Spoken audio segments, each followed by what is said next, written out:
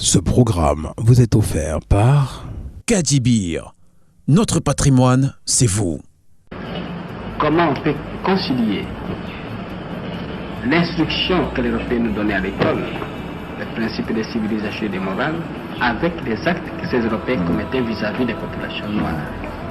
Et c'est en faisant cette observation au jour le jour, à comparer les principes qu'on nous enseignait, les actes que ceux qui nous enseignaient commettaient. Et alors, je voyais chaque fois la contradiction. C'est alors que j'ai commencé à prendre de plus en plus conscience, n'est-ce pas, alors, j'ai commencé, n'est-ce pas, à étudier les révolutions à travers l'humanité, très souvent la Révolution française, les causes qui ont été à la base de cette révolution. Pourquoi ces gens se sont révoltés? Pourquoi ils ont lutté pour la liberté? Et j'ai compris que vraiment, à travers toutes les révolutions, il y a un élément profond. C'est la lutte contre l'injustice, contre l'oppression. Devenu Congo-Léopoldville à son indépendance le 30 juin 1960, ce pays de l'Afrique centrale vit une des crises politiques les plus aiguës du continent. Le gouvernement dirigé par le Premier ministre Patrice Emery Lumumba, ce leader charismatique est très populaire auprès des Congolais pour ses positions tranchées sur la question d'indépendance que certains de ses compatriotes disent avoir obtenue grâce à la magnanimité du roi des Belges, Léopold II, comme le mentionne ici le chef de l'État Joseph Kasavubu dans son discours à la suite du monarque belge. Lorsque Léopold II a entrepris la grande œuvre qui trouve aujourd'hui son couronnement, il ne s'est pas présenté à vous en conquérant, mais en civilisateur. C'est à vous, messieurs, qu'il appartient maintenant de démontrer que nous avons eu raison de vous faire confiance. Le monde entier a les yeux fixés sur vous. La présence de votre auguste majesté aux cérémonies de ce jour mémorable constitue un éclatant et nouveau témoignage de votre sollicitude pour toutes ces populations que vous avez aimées et protégées. Nous ne les décevrons pas.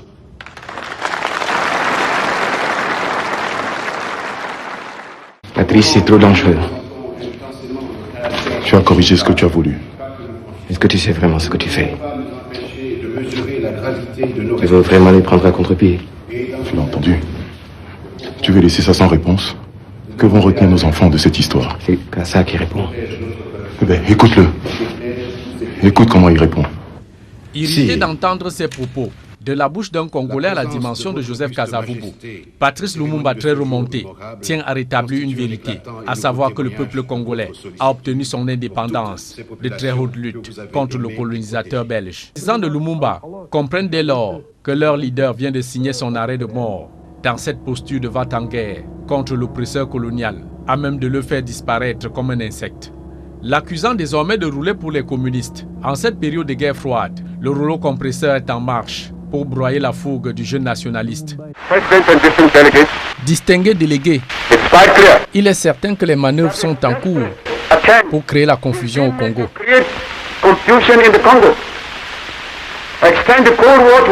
Mêler l'Afrique à la guerre froide, que l'ONU ne permette cela.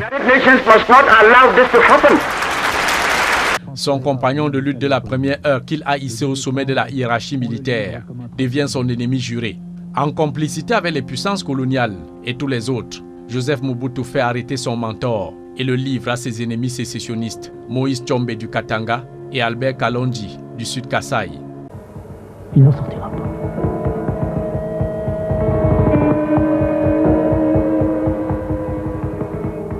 On amène Lumumba à la villa du colonel Mobutu.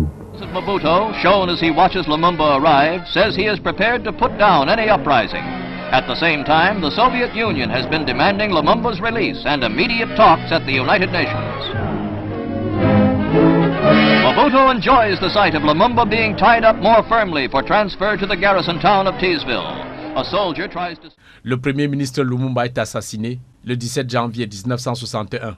Lumumba laissera comme héritage à ses enfants et à toute l'humanité ces phrases. Tu n'as jamais rien su de cette nuit au Katanga. Tu ne raconteras pas tout aux enfants, n'est-ce pas? Ils ne comprendraient pas. Tu leur diras simplement que j'étais arrivé 50 ans trop tôt. Croyant à un retour à la paix, avec la disparition brutale et précoce de Lumumba âgé de 37 ans, Une rébellion d'inspiration marxiste éclate à l'est du pays pour s'emparer du pouvoir. Mais l'intervention militaire de la Belgique et les États-Unis en novembre 1964 écrase les révolutionnaires Simba. Le Katangais Moïse Tshombe est rappelé d'exil pour diriger le gouvernement intérimaire. Mais après les élections de mars 1965, une crise de leadership entre Tshombe et Kasavubu paralyse le fonctionnement des institutions. Joseph Mobutu fomente un coup d'État et s'empare du pouvoir. In 1965, a military coup brought the flamboyant, football-loving Joseph Désiré Mobutu to power in the Belgium Congo. Backed by the West, he set out a new vision for both his country and Africa. Suffisamment conscient que sa réputation était cornée à travers l'Afrique, Joseph Mobutu va se servir du football pour redorer son image au sein de l'opinion congolaise et africaine. Repêché par la CAF pour remplacer l'Égypte à la 5e Coupe d'Afrique, le président fondateur à la toque de léopard prend désormais en main la participation des clubs et l'équipe nationale aux compétitions africaines et mondiales. Le football étant devenu un véritable opium des peuples libres d'Afrique et un outil incontournable de propagande politique au service des dirigeants. Le ballon de la Coupe d'Afrique roule désormais à merveille à travers les différentes régions du continent. La compétition continentale retrouve l'Afrique du Nord en cette année 1965 et c'est la Tunisie qui accueille le tournoi. Le chef de l'État Habib Bourguiba, grand passionné de football, ayant même hébergé sur son sol l'équipe algérienne du Front de Libération Nationale, espère vivement voir son pays remporter pour la première fois le trophée Abdelaziz Abdallah Salem. Le leader du parti New Destour croit fermement à la loi non écrite du domicile, qui a déjà souri aux pays organisateurs champions d'Afrique. L'Afrique centrale, portée par les Léopards du Congo Léopoldville, fait son entrée dans cette grande arène sportive. Les Black Stars, tenants du titre, aveugles de leur sentiment, 5-2, les Léopards du Congo, et terrassent 4-1 le pays des plus gros éléphants d'Afrique, la Côte d'Ivoire.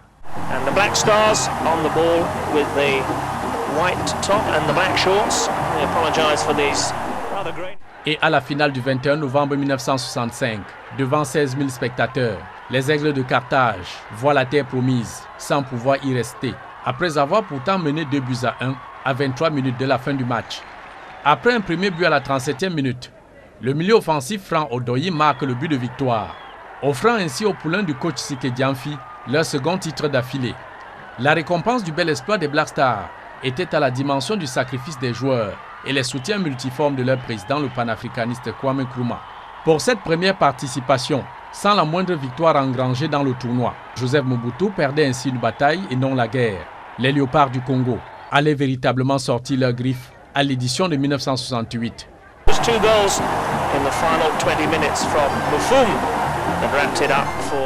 Ce programme vous a été offert par Kadibir. Notre patrimoine, c'est vous.